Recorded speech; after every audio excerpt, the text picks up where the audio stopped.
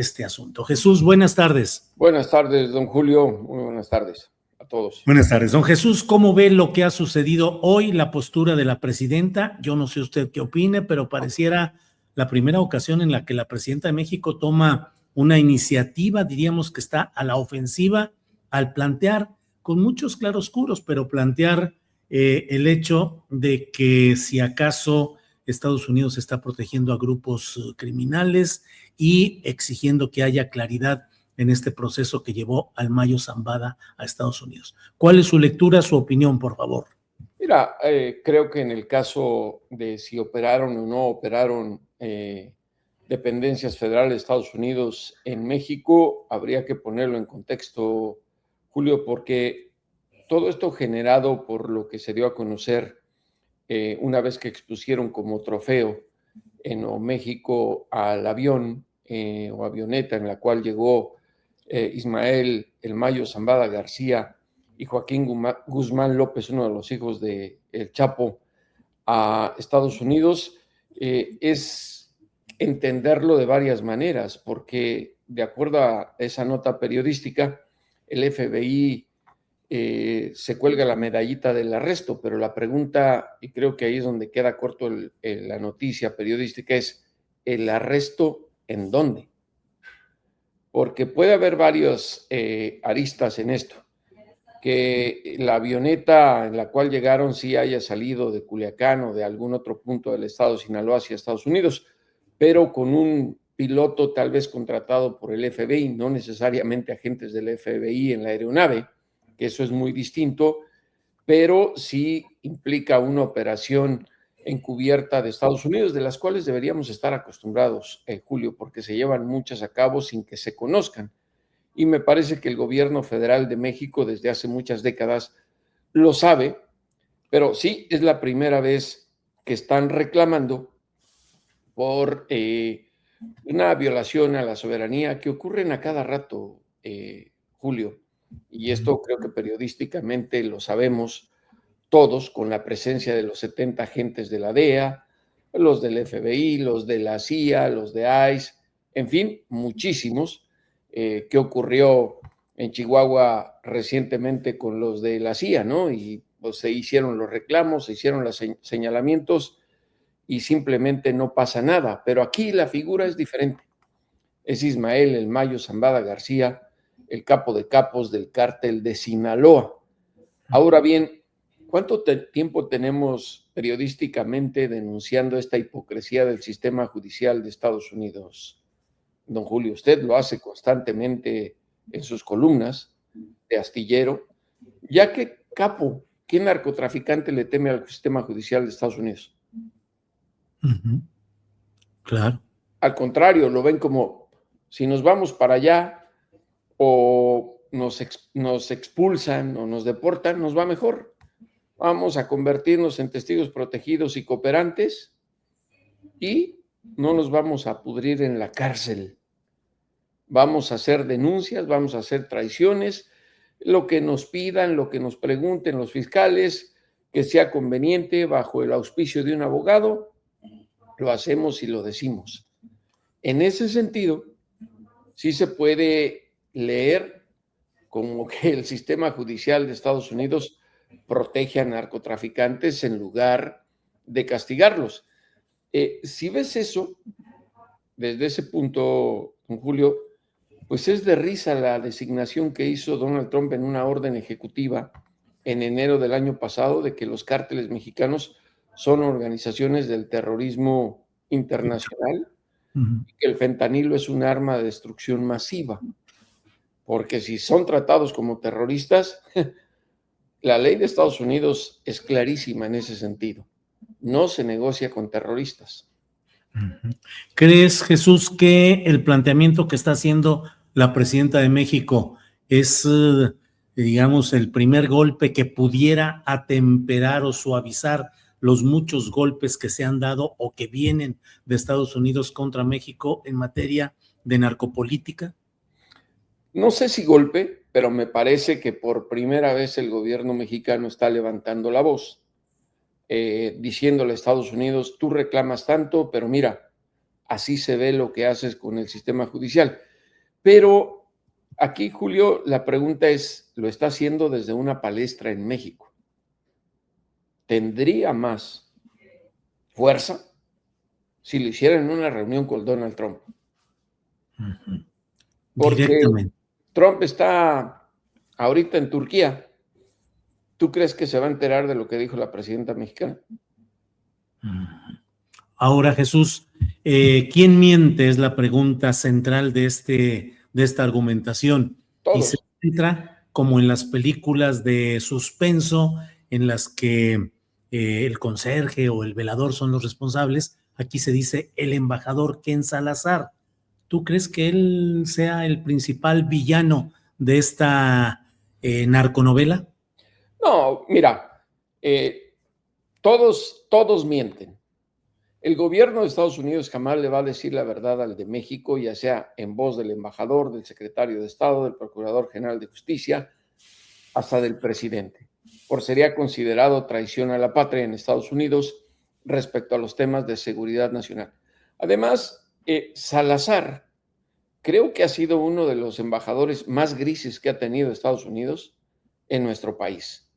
La culpa fue de Andrés Manuel López Obrador, de recibirlo como si fuera jefe de Estado, un día sí y otro también en Palacio Nacional. Si lo hubieran puesto en su lugar, creo, en su lugar que le corresponde, debe ser tratado por la Secretaría de Relaciones Exteriores. Es un embajador, así sea de Estados Unidos. Pero nunca te van a decir la verdad. Hay otro hecho clarísimo y que está demostrado, no porque lo diga yo, se demuestra en los juicios, en donde se presentan pruebas, argumentos. Al embajador de Estados Unidos, la DEA, la CIA, el FBI, aunque son sus jefes, en México, no le cuentan todo. La obligación de las dependencias de seguridad nacional es enviar a Washington sus reportes a sus jefes y de ahí al Departamento de Justicia. Le cuentan cosas, pero también el embajador le miente al gobierno de México, todos los embajadores. Te voy a hacer esta pregunta, tú que seguido escribes del Boina Verde, que está de embajador ahorita en México, Ron Johnson. Si tú fueras funcionario mexicano, que ojalá nunca lo seas, Julio, porque ahí se acaba nuestra amistad, ¿tú le creerías lo que te dice? A Ronald Johnson no, desde luego que no, porque finalmente el embajador tiene que decir lo que le conviene a su país en ese momento. Claro. No tiene una autonomía ni de palabra ni de acción. Tiene que hacer lo que conviene a su país en ese momento. Y en lo que está obligado a hacer en temas de seguridad nacional, porque ellos juran, cuando asumen el puesto, defender los secretos de seguridad nacional de Estados Unidos. Por eso cuando la presidenta Sheinbaum pide pruebas en el caso de Rocha Moya, pide esto, no se los van a dar, no se las van a dar, porque están impedidos por ley en Estados Unidos, y eso sí lo entiende el gobierno mexicano, pero eso no lo dice a nosotros los mexicanos.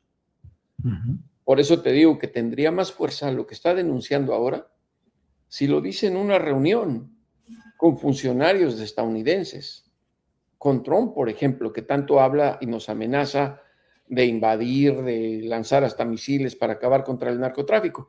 Si eso le dijera públicamente, creo que cambiaría la narrativa. Imagínate a Trump decir, a ver, en México, usted, señora presidenta, le tiene miedo a los narcos. Es buena persona, me cae bien. Los cárteles son los que gobiernan. Y si la presidenta le respondiera, a ver, y ustedes hacen tratos con narcotraficantes, con narcoterroristas, los convierten en testigos protegidos, les permiten tener su dinero y los ponen a vivir en ciudades con personas de su país que ni siquiera los conoce, que pudieron haber sido sus víctimas por el trasiego de drogas. Y ahí sí creo que habría un parteaguas en los temas de seguridad, pero no lo van a hacer.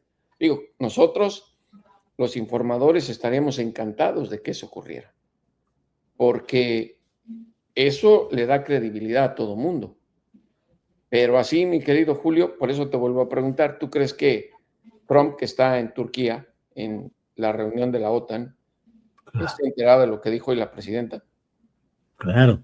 Y respecto a lo que dices de creerle al embajador Johnson, la verdad es que sería, desde mi punto de vista, pues un despropósito absoluto. No le puedes creer a alguien que además ha formado parte o sigue formando parte extraoficial de la CIA y que está capacitado para acciones de desestabilización, de intervención en asuntos de países ajenos a Estados Unidos, y que justamente le podamos creer ni a él ni a Ken Salazar. México tiene que tener su propia verdad, su propia investigación, sus propios datos y exigir que quien haya intervenido tramposamente, delictivamente, sea castigado, pero no sé si nuestro gobierno se vaya a atrever a eso. Eso es lo que te iba a preguntar. O sea, si se corrobora que el FBI operó, ¿qué va a pasar?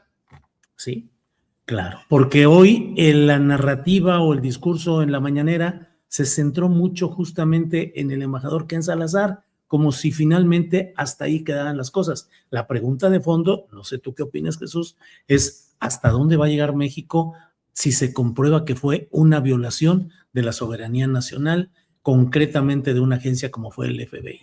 Yo creo que siempre va a haber ese misterio, Julio. La única oportunidad que hubiésemos tenido para saber qué ocurrió ese 25 de julio era en el juicio contra el Mayo Zambada en Nueva York, pero no va a haber juicio. En el documento que entregó anoche Frank Pérez, el abogado del Mayo, al juez Brian Cogan, pues lo deja muy en claro, ¿no? Diciendo, se va a declarar culpable, acepta la sentencia de cadena perpetua, que seguramente esa va a ser la decisión del juez el 20 de julio, y además les dice, les ahorramos dinero con que no hubiese juicio, pero resguardamos la identidad de algunos posibles testigos que iban a presentarse a testificar en el juicio. Y es ahí donde hubiésemos conocido, porque uno de esos testigos podría haber sido cualquiera de los dos hijos del Chapo que están en la custodia de Estados Unidos, Ovidio o Joaquín Guzmán López. Y además, el hijo del mismo Mayo, Jesús Vicente Zambada Niebla, el Vicentillo, que es testigo protegido. Imagínate un juicio, un hijo ayudando a condenar al padre. Ahora, me parece que detrás de todo esto, don Julio, no sé usted cómo lo vea, es el temor a lo que pueda decir el Mayo una vez que sea sentenciado y que el Departamento de Justicia le diga al juez, a ver, va a cooperar, nos va a dar información, hay que bajarle la sentencia. Ahorita no lo va a decir el abogado, él ya dijo, el Mayo no va a pedir ni que le reduzcan sentencia, él no lo puede hacer. Hay que entender las cosas jurídicamente como son en Estados Unidos. Primero tiene que haber un castigo, y si la iniciativa sale de un criminal, como en el caso del Chapo, ¿cuál es la respuesta de los jueces? No. ¿Cuántas mociones ha presentado el Chapo? Cartas y ya cartas y más cartas con todos los argumentos. Y la respuesta de Cogan es no, púdrete en la prisión. Tiene que ser iniciativa del Departamento de Justicia. Así es la regla en Estados Unidos.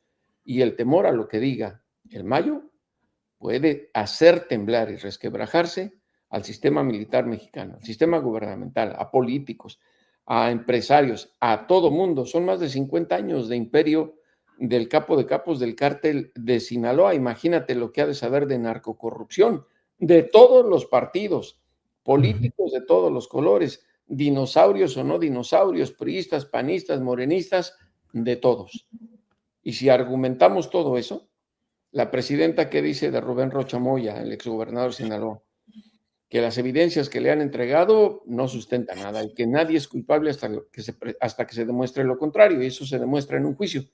Si no hay temor, lo mande a Estados Unidos. Si no hay evidencias, pues obviamente en un juicio un jurado lo va a declarar inocente. Ahora, Jesús, en términos judiciales de Estados Unidos y políticos de resonancia, lo que diga el Mayo Zambada, habiendo sido ya sentenciado y sin que haya un juicio, tendrá la misma fuerza mediática y política lo que diga después que lo que pudo haber dicho en el marco del juicio. Seguramente sí, porque además no lo vamos a conocer, porque ese tipo de declaraciones que hace a los fiscales no son públicos. Eso es con lo que se elaboran los encauzamientos o los expedientes judiciales, como el de Rocha Moya, por ejemplo. No lo sabemos porque es imposible, no te lo van a presentar, nunca lo van a llevar a un lugar y a ver, venga a la prensa, esto está diciendo, me lo dijo el Mayo. Los fiscales no juegan así. Los fiscales en Estados Unidos lo hacen de manera, si tú quieres, secreta, que nos enteramos después en los juicios, porque, digamos, el Vicentillo ayudó a fundamentar las acusaciones contra el Chapo Guzmán y contra otro narcotraficante, Genaro García Luna. Pero no nos explicaron en el juicio, esto fue lo que nos dijo él. Él simplemente llegó a corroborar preguntas que le hacían los fiscales y preguntas que le hacía la defensa, la rechazaba. Ese es el juego judicial en Estados Unidos. Lo que te digo es que estamos expuestos ya a una hipocresía judicial de Estados Unidos, a un sistema judicial de dos caras, convenenciero, para el caso del narcotráfico. ¿Y por qué? Porque exponer claramente o aplicar la justicia como corresponde los conllevaría a poner en entredicho al sistema financiero de Estados Unidos que lava el dinero procedente del narco, a los fabricantes de armas que se van a México y a los estadounidenses que también hay cárteles y narcos dedicados al narcotráfico. La ley antiterrorista es precisa en ese sentido y dice, cualquier ciudadano o entidad de los Estados Unidos y de cualquier otra nación que ayude o colabore directo o indirectamente a un grupo terrorista será considerado terrorista. ¿Tú crees que llamen terroristas a las instituciones financieras o banqueras de Estados Unidos? Pues claro que no, pues ¿cómo lo van a hacer? Oye, Jesús, agradeciéndote esta posibilidad de platicar, voy cerrando con esta pregunta en dos planos. El caso Rocha Moya y los demás involucrados. ¿Cómo percibes la evolución del tema en términos mediáticos e institucionales en Estados Unidos? ¿Se ha apaciguado el asunto? ¿Está en espera de ciertas fases? Uno. Y dos, si crees que en el terreno político lo que hoy ha hecho la presidenta y lo que venga acelere acciones que pretendan hacerse de Rocha Moya y compañía. Pues mira, en el caso de Rocha Moya, lo que procede es un juicio para los que ya están acá de los 10 acusados, y que ya algunos empezaron a colaborar y veremos casos en los cuales digan no va a haber juicio, se declara culpable. Para poder entender qué ocurriría con Rocha Moya tendría que estar en Estados Unidos, de lo contrario serían puras especulaciones periodísticas. Mediáticamente, mi querido Julio, y a lo mejor luego a la gente en México no creen esto. En Estados Unidos no sabe nadie quién es Rocha Moya. Claro. Esto los medios de comunicación de Estados Unidos lo hacen, pero para pegarle a México. ¿Sí me explico? Para seguir exponiendo ante la sociedad estadounidense. Vean los corruptos mexicanos. Vean, tiene que ser la prensa de Estados Unidos la que dé a conocer esto, porque de lo contrario, nadie en México señala la narcocorrupción, cosa que te demuestra la ceguera de los medios de comunicación de Estados Unidos respecto a lo que se hace en nuestro país. ¿Cuántas veces tú has denunciado el caso de la barredora y Adán Augusto, mi querido Julio? Claro. Pero nadie lo señala. Y si tú hablas de algo y dices, te acusan, no, te paga el PRI, no, eres morenista, no, eres chayotero, total, que nos paga todo el mundo. Yo no sé dónde están los billetes, mi querido Julio, porque yo estoy más jodido que nada. Pero aquí el tema mediático en Estados Unidos no tiene mucho eco. Es en nuestro país. El caso del Chapo fue excepcional por tratarse del Chapo. Si la sociedad estadounidense supiera o estuviera enterada quién es el Mayo Zambada, el Mayo Zambada, quién es en realidad, qué significó para el narcotráfico durante tantos años, el Mayo Zambada García sería 1000 veces más mediático e importante que el Chapo Guzmán. Y dime si has visto algo mediático de la misma magnitud del Chapo. Nada. Jesús, pues muchas gracias. A reserva de lo que desees agregar, gracias por esta oportunidad de tener información, contexto y tu punto de vista. Lo único que quisiera agregar es, sí, es bonito, mañana es de 8 columnas, las declaraciones, o ya todos los días, ya eso de 8 columnas ya creo que ya dejó de existir por las redes sociales, hace mucho ruido lo que dice la presidenta. El tema es dónde lo dijo. Ojalá lo dijera en Estados Unidos. Y ahí sí, cambiaría el contexto, cambiaría la cuestión del trabajo bilateral en materia de seguridad, y me parece que hasta las agencias estadounidenses tendrían más respeto, cuidado sobre el tema de soberanía nacional. Bueno, pues Jesús, como siempre, muchas gracias y seguimos en contacto. Hasta Un pronto. abrazo, don Julio. Igual, Jesús, que estés muy bien. Hasta luego.